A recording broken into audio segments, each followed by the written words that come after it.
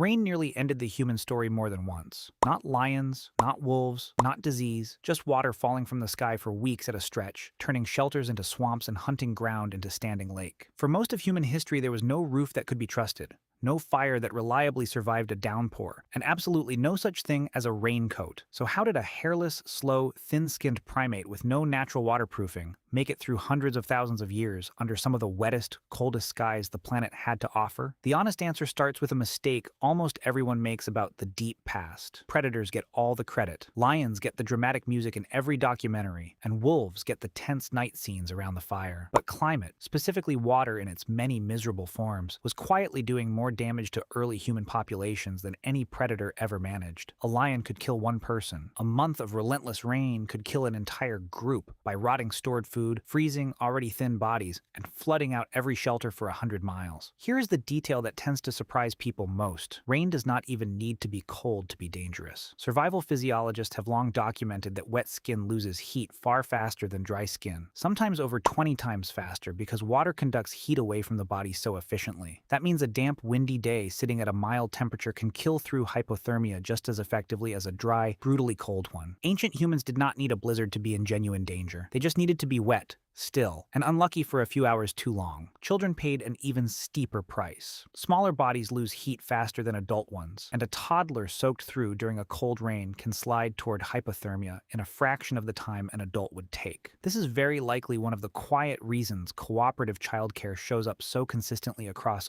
early human groups, a pattern researchers sometimes call allo-parenting, where aunts, older siblings, and unrelated group members all share responsibility for keeping the youngest members warm, dry, and fed. A single set of parents trying to shield a child from a multi-day storm alone is a much weaker system than an entire group rotating the job. Rain, in other words, may have quietly rewarded groups that were good at sharing childcare and slowly punished the ones that were not. So picture an early human band somewhere in southern Africa, roughly 164,000 years ago, watching a wet season roll in that will not let up. What did they actually do? Where did they even go? The first and most obvious answer is caves, but caves were not the passive holes in a rock that they sound like. Archaeologist Curtis Morean spent years excavating a site called Pinnacle Point, a string of caves along the southern coast of South Africa, and what he found reframed how the field thinks about early human survival. During a punishing stretch of the Ice Age, much of interior Africa turned into desert. The coast, however, stayed livable, buffered by fog, tides, and yes, rain that kept plants and shellfish available even when the rest of the continent dried into dust. Morean's research suggests the entire modern human lineage may have narrowed down to small coastal populations riding out that climate whiplash in places exactly like this. In other words, the ancestors of nearly every person alive today might owe their existence to a coastline that happened to catch enough rain to keep the shellfish beds full. That is one kind of rain problem. Too little, arriving in patches, forcing people toward the coast. But the opposite problem was just as dangerous and arguably more common. Too much rain, all at once, for far too long. Heavy sustained rain does something specific and brutal to a hunter-gatherer group. It does not just make people wet, it makes fire nearly impossible to sustain. And fire was not a luxury. Fire cooked food into calories the body could actually absorb, kept large predators at a distance overnight, and kept small children from freezing once the temperature dropped after dark. Ethnographic studies of modern hunter-gatherer groups, including work on southern African sand communities, describe an entire body of specialized knowledge just for keeping flame alive through wet weather. Hollowed-out fire-carrying logs packed with smoldering coals, dry tinder stored inside bark or hide pouches specifically to keep it separate from anything damp, and windbreaks angled not against wind but against the direction rain was blowing in.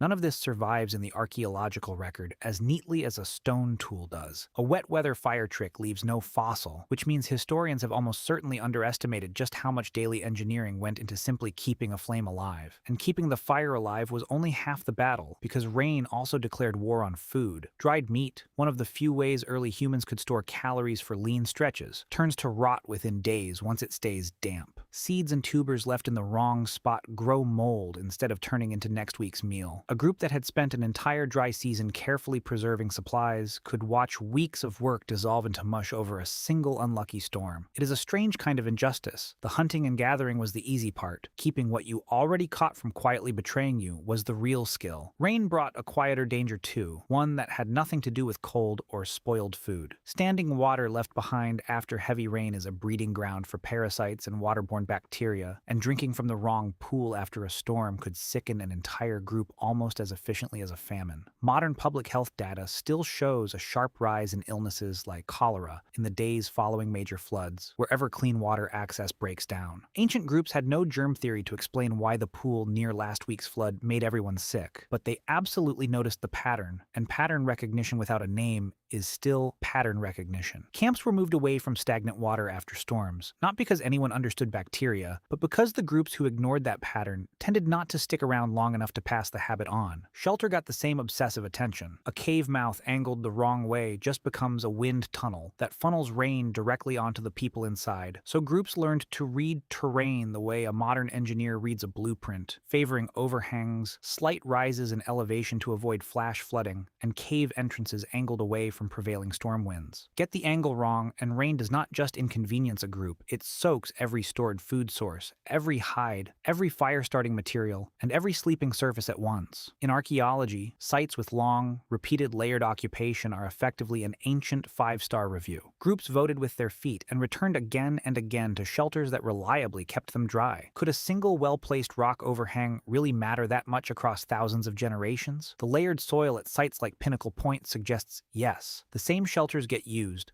abandoned, and reused across tens of thousands of years, which means somewhere in that record is a piece of practical knowledge passed down so reliably it outlasted entire climate cycles. This spot stays dry, so this spot is worth defending. And defending is not a figure of speech. A cave that reliably kept a group dry through the wettest stretch of the year was not just useful, it was valuable, and valuable things attract competition. Some archaeologists studying repeated use shelter sites have proposed that access to the driest, best positioned caves may have quietly shaped early social hierarchies, deciding which group or which family within a group got first claim on the safest ground when the sky turned dark. Weather, in this reading, was not just a survival challenge. It was one of the earliest reasons humans had to negotiate, cooperate, or occasionally shove a rival group toward the leakier cave down the ridge. Then there is the version of rain that did not just threaten one group's dry season, it rewrote the map for the entire species. Roughly 11,000 to 5,000 years ago, a period researchers now call the African Humid period turned much of the Sahara green. Lake sediment cores and ancient rock art depicting hippos, crocodiles, and cattle grazing in what is now bone-dried desert both confirm the same story. Rainfall increased dramatically, and the Sahara briefly became a mosaic of lakes, rivers, and grassland.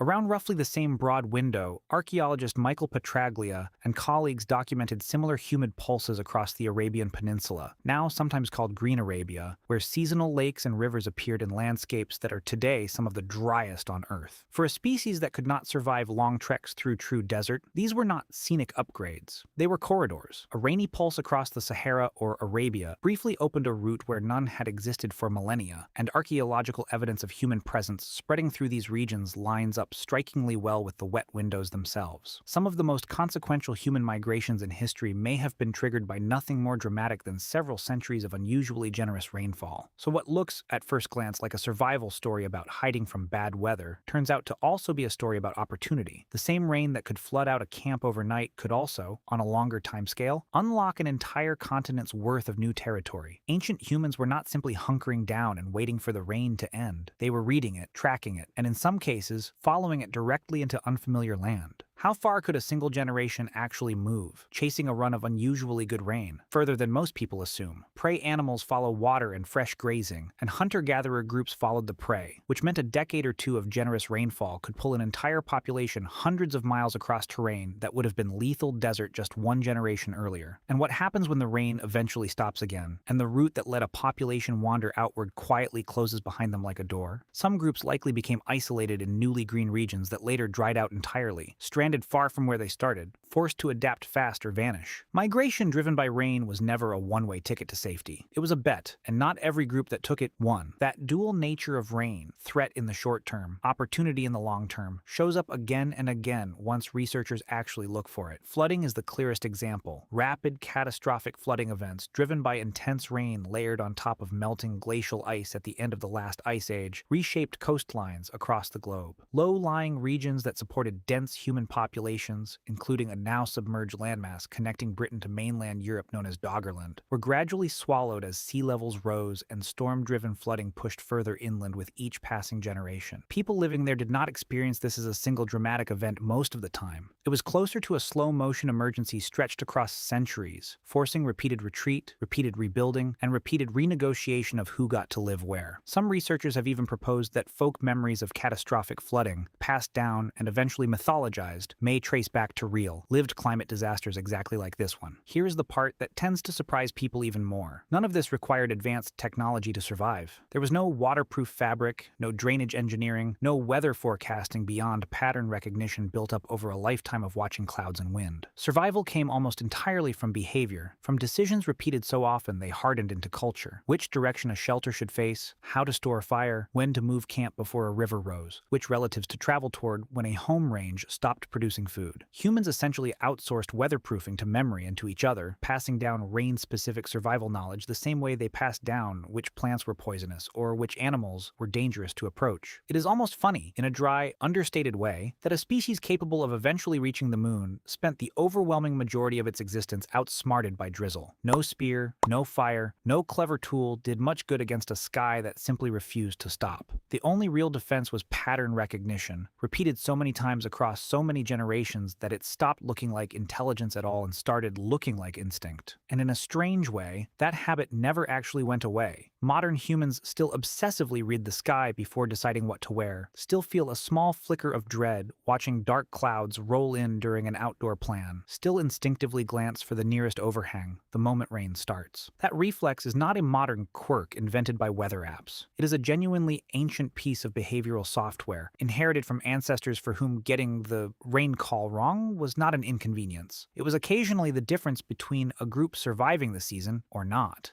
Rain nearly ended the human story more than once. It also, in its own quiet and unglamorous way, helped write a good portion of it, deciding who got to eat, who stayed warm, and which corridors across an otherwise impossible landscape briefly opened just long enough for a small, stubborn, waterlogged species to walk through.